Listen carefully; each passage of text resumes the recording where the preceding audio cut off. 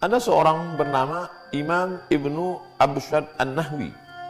Dia berada di atas atap di masjid di kota Kairo, Mesir. Dia sedang makan sesuatu. Dia makan di atas karena rumah lantai itu. Ketika dia sedang makan, tiba-tiba dia lihat ada seekor kucing.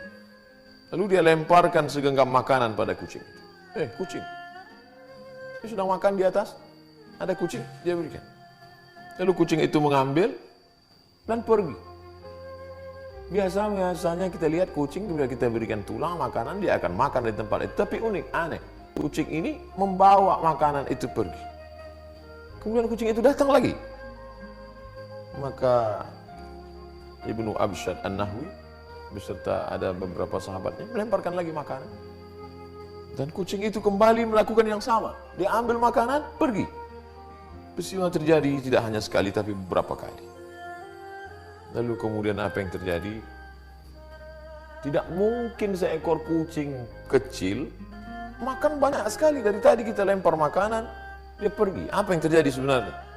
Maka mereka mulai ragu, ini ada apa dengan kucing ini? Ini kucing aneh ini. Apa yang terjadi ini? Ternyata mereka ikuti apa yang terjadi. Kucing ini memanjat dinding atap masjid dari tepi masjid. Lalu kemudian turun ke tempat kosong. Di balik-balik reruntuhan bongkahan-bongkahan batu, di sana ada seekor kucing, buta. Matanya tidak bisa melihat, tidak bisa mencari makan. Lalu kemudian kucing tadi membawa makanan yang dia terima dari lemparan orang-orang beriman tadi. Lalu kemudian dia hantarkan, dia berikan. Dan itu dilihat mereka dengan mata kepala mereka sendiri. Diabadikan dalam kitab Wafayat Al-A'yan, juz 2 halaman 516. Malu kita membaca kisah ini. Bagaimana hari ini ada orang, manusia yang diberikan Allah Subhanahu wa Ta'ala benda yang paling berharga, bukan kaki, bukan tangan, bukan mata, bukan kepala, tapi otak untuk berpikir, hati untuk merenung sejenak, tapi sanggup memakan beras saudaranya, memakan gaji saudaranya. Datanglah seorang miskin yang susah melarat, anak belum makan, istri belum memasak, sewa rumah belum dibayar, kontrakan tuan rumah sedang menuntut, meneteskan air mata, tolonglah Tuhan untuk buka puasa. Tapi dia sanggup menghardi. Padahal yang dia minta bukan sedekah, dia hanya meminta gaji saya, Pak. Saya pagi datang jam 7, pulang jam 7 malam.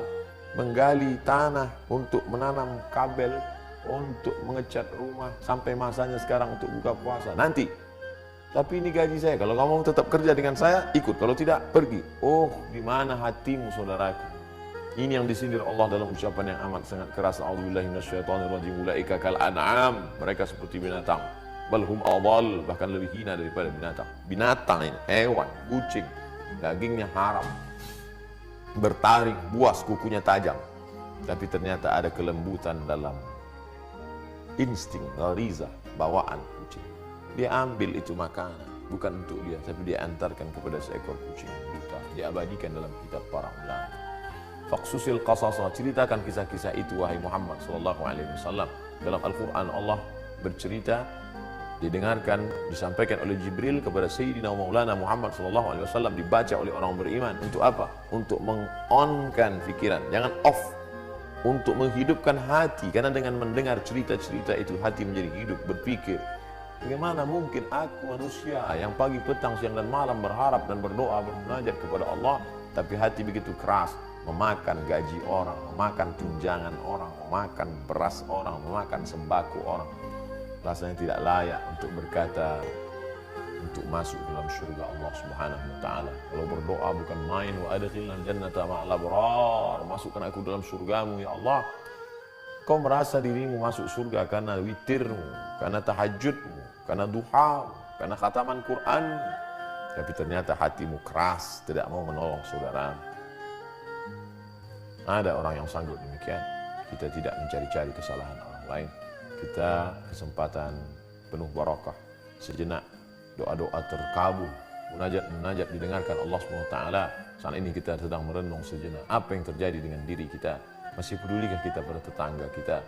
Wajaruhu ila jambihi ja'i'un, tetangga di sebelah rumahnya mengerang kelaparan, tapi dia masih sempat berpikir bagaimana dengan semua serba baru, mengikuti high style, mengikuti gaya, tapi sementara hati yang keras itu dibalut dengan wa yahsabuna annahum yuhsinuna sun'a.